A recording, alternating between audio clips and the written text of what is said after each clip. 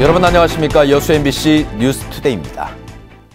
나로우주센터가 있는 고흥이 우주 개발을 이끄는 심장부로 우뚝 서고 있습니다. 한국형 발사체 개발과 함께 우주항공 개발의 핵심 분야인 시험평가 기관도 잇따라 들어서고 있습니다. 첫 소식 전승우 기자입니다. 고흥 외나라도의 나로 우주센터, 부지 550만 제곱미터의 발사체 조립동과 발사 통제동, 발사대 추적 장비를 갖추고 있습니다. 지난 2013년 1월 우리나라 최초의 우주 발사체인 나로우를 쏘아 올렸습니다. 발사 성공으로 우리나라는 세계 11번째 차력 우주 발사국이 됐습니다. 이제는 우주센터 2단계 사업으로 한국형 우주 발사체가 개발되고 있습니다. 4,400원이 투입되는 한국형 발사체의 발사는 오는 2020년, 현재 핵심 분야인 추진기관 시험설비 구축과 성능 시험이 활발히 진행되고 있습니다. 이 한국형 발사체 개발의 현재 진행 상황은 전체 연구 개발 과정의 한 중간 정도에 와 있는 그런 상황으로서 설계라든지 그다음에 시험이 한참 진행되고 있는 그런 단계에 있다고 말씀드리겠습니다. 고흥만 간척기는 국내 유일의 항공기 시험과 평가 분야 중심지로 부상하고 있습니다. 항공센터가 들어서 헬기와 무인기 등 개발 항공기의 비행 성능 시험 평가가 이루어지고 있습니다. 우리나라에서 처음으로 과학로켓센터가 항공센터 인근에 들어섭니다. 오는 2018년부터 연구용 관측 장비를 탑재한 소형 로켓을 1년에 두세 번씩 쏘아 올리게 됩니다. 과학로켓은 1년에 2번 내지 3번 정도 발사를 함으로써 인력 양성 및 과학 우주 기술의 기초 기술을 발생하는 것으로서 지역 경제에 큰 보탬이 될 수 있는 그런 센터가 될 것입니다. 올해 말 착공되는 국가 비행종합시험센터도 속도를 내고 있습니다. 사업비 1,452억 원으로 오는 2018년까지 제반 시설과 장비를 갖추고 국내 개발 항공기의 성능 검증과 인증 시험을 맡게 됩니다. 국가적으로는 항공 선진화 계획에 따라서 시험 평가 인증하는 중요한 역할을 하고요. 또 지역적으로는 이 시설과 연계해서 산업화를 통해서 고용 창출 등 지역 발전의 기폭제 역할을 할 것으로 기대하고 있습니다. 나로 우주센터와 고흥만 간척지를 두 개 축으로 하나하나 인프라를 갖춰가는 고흥. 우리나라 미래 성장 동력이 될 우주항공 산업을 이끌어 나가는 핵심 전진 기지로 우뚝 서고 있습니다. MBC 뉴스 전승우입니다. 거금대교 개통 이후 고흥 지역 관광이 활기를 띠고 있습니다. 고흥과 여수를 잇는 연륙 연도교 사업이 완료되면 한층 탄력을 받을 것으로 보이는데 일부 구간은 공정률이 90%를 넘겼습니다.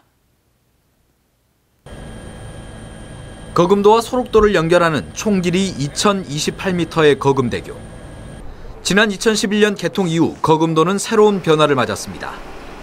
빼어난 자연 경관이 주목을 받으면서 생태숲과 둘레길 등이 조성됐고 이제는 주말에 10,000명 이상이 찾는 고흥 지역의 대표적인 관광지로 부상했습니다.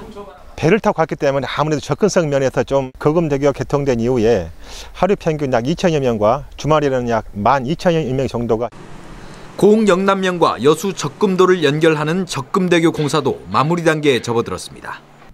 상판 연결 등 굵직한 작업들이 끝나면서 공정률은 90%를 웃도는 상황. 내년 하반기에 개통이 되면 주민들의 교통 불편 해소는 물론 고흥 지역 관광도 더욱 탄력을 받을 것으로 보입니다. 주탑, 동교랑, 상판 등은 다 완성이 됐고 현재 남아있는 공정은 적금도 측의 토공, 그다음에 토장, 기타 부대 시설 등이 남아 있습니다. 여기에 오는 2020년이면 여수와 고흥이 11개의 다리로 완전하게 이어져 연계 관광 수요의 폭발적인 증가도 예상됩니다. 우주항공 산업과 더불어 관광 산업이 고흥의 또 하나의 성장 동력으로 주목받는 이유입니다. MBC 뉴스 문형철입니다. 올해로 16년째를 맞는 녹동 바다 불꽃 축제가 오늘 개막합니다.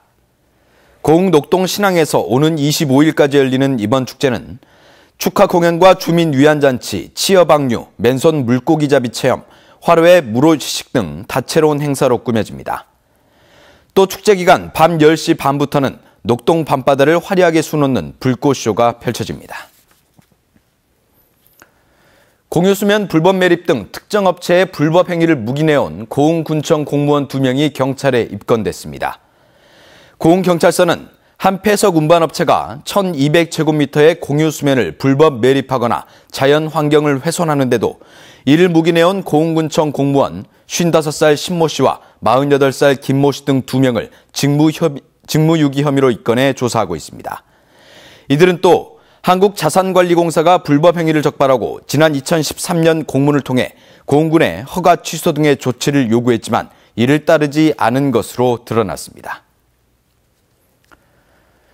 여수세 개박람회 사후 활용 추진위원회와 전라남도 여수시 의회 특위는 어제 공동 기자회견을 열고 최근 해양수산부를 방문해 임대기간 연장 등의 성과를 얻었다고 밝혔습니다.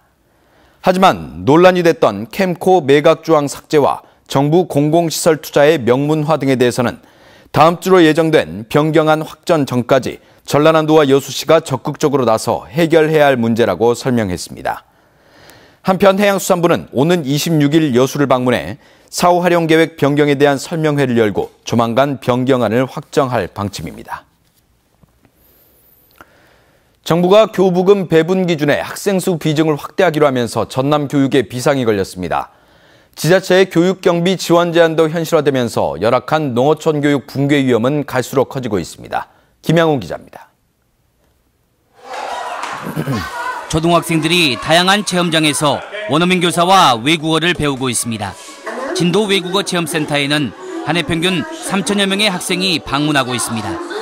외국인 선생님이라니까 두근두근하고 재밌었어요. 1년 예산 9천여만 원은 진도군에서 지원받고 있지만 앞으로 예산 확보에 어려움이 예상됩니다. 행정자치부가 재정이 열악한 지자체는 교육경비 보조 예산을 편성하지 못하도록 했기 때문입니다.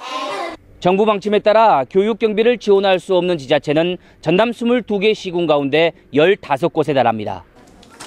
지난해 전남 지역 대부분 지자체들은 실제로 관련 예산을 58억여 원 축소한 것으로 나타났습니다.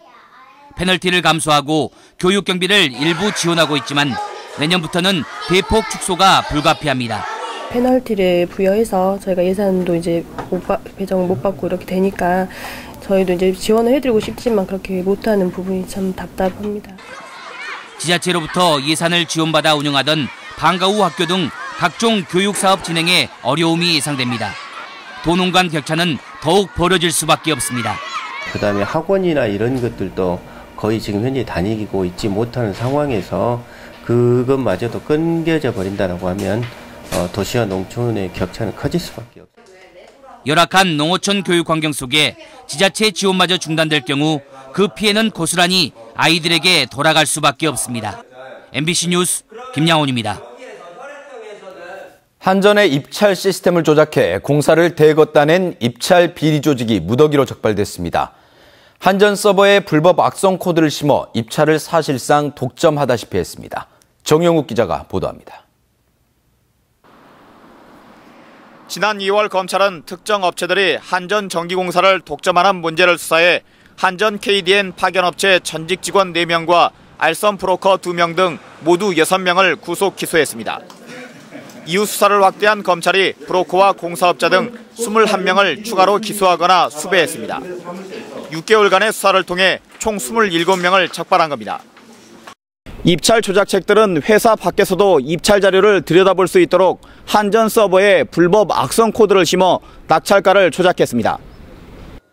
불법 악성 코드가 한전 서버를 엿보는 몰래카메라 역할을 하면서 입찰 정보를 마음대로 주무른 겁니다. 입찰 비리는 지난 10년 동안 광주, 전남은 물론 인천, 대구, 경기 등 전국에서 이루어졌습니다. 이를 통해 공사업자들은 모두 133건, 계약 금액으론 2,700억 규모의 공사를 따냈고 브로커와 알선책은 이른바 성공보수 명목으로 136억 원을 받아 챙겼습니다. 그리고 이렇게 이제 하청을 받은 업체들은 공사 금액 대비 20-30%를 그 대가로 지급할 수밖에 없었기 때문에 이것을 보존하기 위해서는 부실 공사를 할 수밖에 없는 구조가 됩니다. 한전은 뒤늦게 불법 낙찰된 공사 가운데 계약이 진행 중인 45건을 취소했습니다. 하지만 엄격하게 이루어져야 할 입찰을 허술하게 방치했다는 비난에서 자유롭긴 어려워 보입니다. MBC 뉴스 정용욱입니다. 광양 매실이 어제부터 본격적으로 출하됐습니다. 광양 다합농협은 어제 빅그린 광양 매실 16톤을 첫 출하한 것을 시작으로 다음 달까지 모두 2,000여 톤의 매실을 출하할 계획입니다. 광양시는 동부, 진상, 동광양 등 다른 5개 농협도 오는 26일부터 3,960톤을 출하할 예정이라고 밝혔습니다. 노무현 대통령 서거 6주기 추모 행사가 어제부터 나흘간의 일정으로 순천 조례 호수공원에서 열리고 있습니다.